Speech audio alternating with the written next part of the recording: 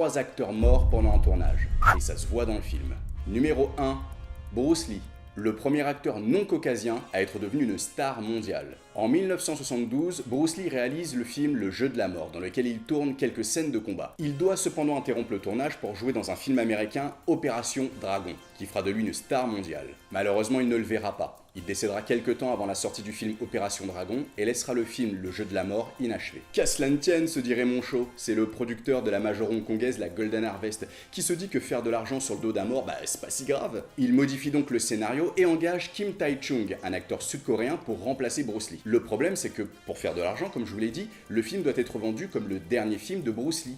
5 ans après sa mort. Il faut donc faire croire au public que c'est Bruce Lee qui joue dans toutes les scènes, alors qu'en fait les producteurs n'ont que 3 malheureuses scènes de combat avec l'acteur. Qu'à cela ne tienne, se dirait Raymond Shaw, on va prendre des bouts des autres films de Bruce Lee et les coller par-ci par-là dans le film ni vu ni connu. On va mettre des Ray-Ban à Kim Tae-chung, comme ça personne ne verra la différence. On va même coller un visage en carton de Bruce Lee sur l'acteur, l'ancêtre de la performance capture, je suppose. Ils ont même montré les images des obsèques de Bruce Lee, c'est hyper glauque. Et enfin, durant les 20 dernières minutes du film, on a Bruce Lee, le vrai, avec son superbe costume jaune iconique et quelques scènes de combat. Numéro 2, Bela Lugosi. En 1959 sort aux USA le film qui sera défini comme le pire film de tous les temps, Plan 9 from Outer Space. Dans ce film qui mélange savamment des extraterrestres et Dracula, Ed Wood va faire appel à Bela Lugosi pour jouer le prince des Carpates. Bela Lugosi qui a été rendu célèbre pour avoir joué le rôle de Dracula dans le film éponyme de Todd Browning et connu pour cette réplique célèbre.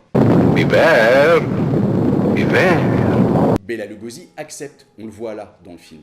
Cependant, il meurt avant la fin du tournage et avant d'avoir tourné toutes ces scènes. Qu'à cela ne tienne, se dit Ed Wood, on va engager le chiropracteur de ma femme qui ressemble comme 2 gouttes d'eau à Bela Lugosi afin de remplacer...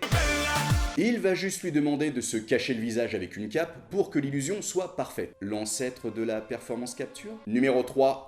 Paul Walker. Paul Walker est un ancien SDF devenu star de cinéma et qui utilisait beaucoup de son temps pour des associations caritatives et écologiques. Et durant le tournage de Fast and Furious 7, alors qu'il revenait d'un gala de bienfaisance, son ami le reconduit en voiture et crache le véhicule.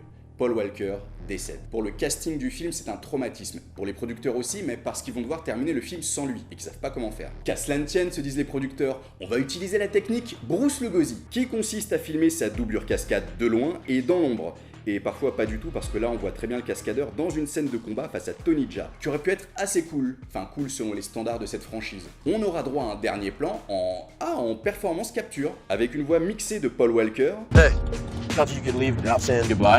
Oui, ça sent le collage de mots piochés ici et là. Et si Paul Walker meurt dans la réalité, son personnage existe toujours dans la franchise. Pourquoi ?